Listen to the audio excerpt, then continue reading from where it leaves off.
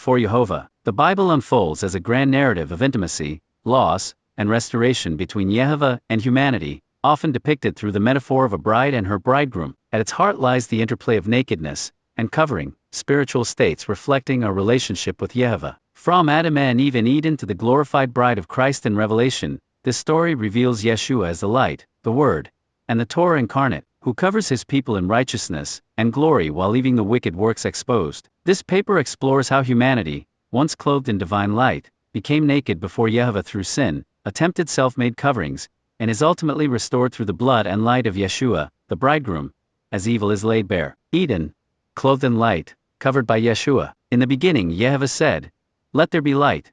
And there was light. Genesis chapter 1 verse 3, KJV, initiating creation with his radiant presence. Adam and Eve, formed in his image, dwelled in Eden naked, and were not ashamed. Genesis chapter 2 verse 25, KJV. Their lack of shame suggests more than mere physical nudity, it implies a spiritual covering, a pre-fall state of intimacy with Yehovah. This covering, I propose, was the light of Yeshua, the Word through whom all things were made. John chapter 1 verse 3, KJV, and in whom was life, and the life was the light of men. John chapter 1 verse 4, KJV. Before sin they were enveloped in his glory, as Psalm 104, 2, KJV, describes Yehovah, who coverest thyself with light as with a garment. Yeshua, the pre-incarnate Word, was their light and covering, part of their very being in communion with Yehovah. This mirrors the biblical role of husbands as coverings for their wives. For the husband is the head of the wife, even as Christ is the head of the church. Ephesians chapter 5 verse 23, KJV. Just as a husband provides protection and unity, Yeshua, the light of the world, John chapter 8 verse 12, covered Adam and Eve in divine harmony. Their nakedness was not vulnerability but a reflection of being fully known and unashamed before Yehovah, clothed in his radiant presence. The fall, nakedness exposed, light lost. Sin shattered this union. When Adam and Eve ate from the forbidden tree, the eyes of them both were opened, and they knew that they were naked. Genesis chapter 3 verse 7, KJV. This new awareness marked the loss, the departure of Yeshua's light as their covering. Yehovah could not be with them in their sin, for Yehovah is light, and in him is no darkness at all. 1 John chapter 1 verse 5, KJV. Their nakedness now signified shame and separation, a stark contrast to their prior glory. They sewed fig leaves together and made themselves aprons. Genesis chapter 3 verse 7, KJV, attempting to restore what was lost through their own efforts. Yet, human works could not replace divine light. Only blood could atone. Unto Adam also, and to his wife did Yehovah make coats of skins, and clothe them. Genesis chapter 3 verse 21, KJV, foreshadowing the sacrificial covering Yeshua would provide. The bride of Christ, a story of redemption and exposure of wickedness. The Bible traces humanity as the bride of Christ, lost in Eden and pursued by her bridegroom. Yeshua, the light of the world, John chapter 8 verse 12, KJV, is both the Torah incarnate and the Word made flesh. John chapter 1 verse 14. The Torah, Yehovah's instruction, is light.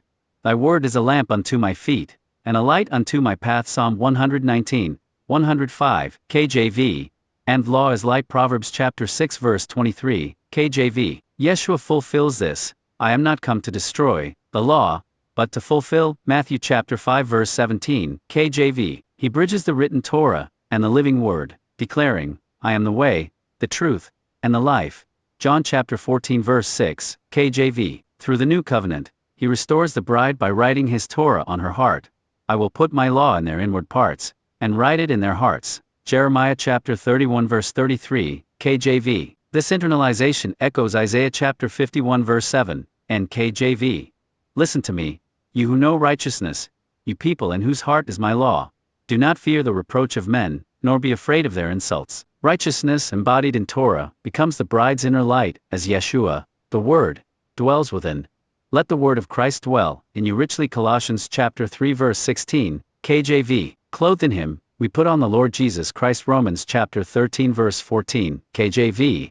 Our covering restored. Yeshua is like the Word, the Torah reincarnated. When he writes it on our heart, we have the light in our inward parts. Therefore, when we keep the Torah, we stop being naked like Adam and Eve. He becomes our covering. Yet, this light also exposes wickedness, and this is the condemnation, that light has come into the world, and men love darkness rather than light, because their deeds were evil. John chapter 3 verse 19, KJV. Yeshua's presence as light leaves wicked works exposed. separating the bride from those who reject him. All things that are reproved are made manifest by the light, for whatsoever doth make manifest is light.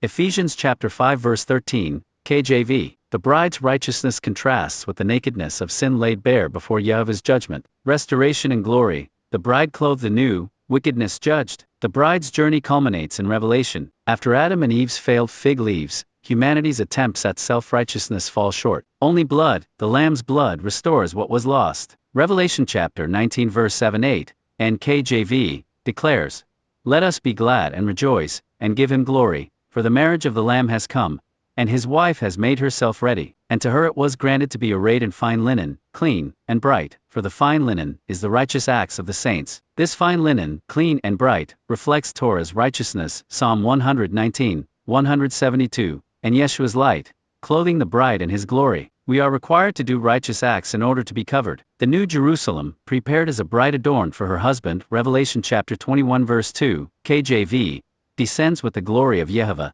and her light was like unto a stone most precious, Revelation chapter 21 verse 11, KJV. The glory of Yehovah did lighten it, and the Lamb is the light thereof, Revelation chapter 21 verse 23, KJV. Here, the bride is clothed in glory, likely the light of Yeshua, her covering restored. As in Eden, he is part of her, the Torah written on her heart now radiating outward. The nakedness of sin is fully covered, and the bride stands unashamed before Yehovah, her bridegroom. Meanwhile, the wicked are left exposed. The light of the wicked shall be put out, and the spark of his fire shall not shine. Job chapter 18 verse 5, KJV. In the end, the kings of the earth, and the great men, hid themselves in the dens, and in the rocks of the mountains, Revelation chapter 6 verse 15, KJV, fleeing the Lamb's light that reveals their deeds. The bride's glory contrasts with their nakedness before Jehovah's throne. Conclusion. From nakedness to glory, wickedness exposed. The Bible is the story of Christ reclaiming his bride. In Eden, Adam and Eve were clothed in Yeshua's light, lost it through sin, and saw humanity's nakedness exposed before Yehovah. Their fig leaves failed, they could not regain fellowship through their own feeble attempts. Jehovah's plan unfolded through Torah, the light of righteousness, and Yeshua, the Word incarnate. When we kept the Torah, he writes his Torah on our hearts, becoming our covering. Jeremiah chapter 31 verse 33, clothes us in his righteousness. Isaiah chapter 61 verse 10, and restores us as his bride in glory. Revelation chapter 21 verse 11, while leaving the wicked works exposed.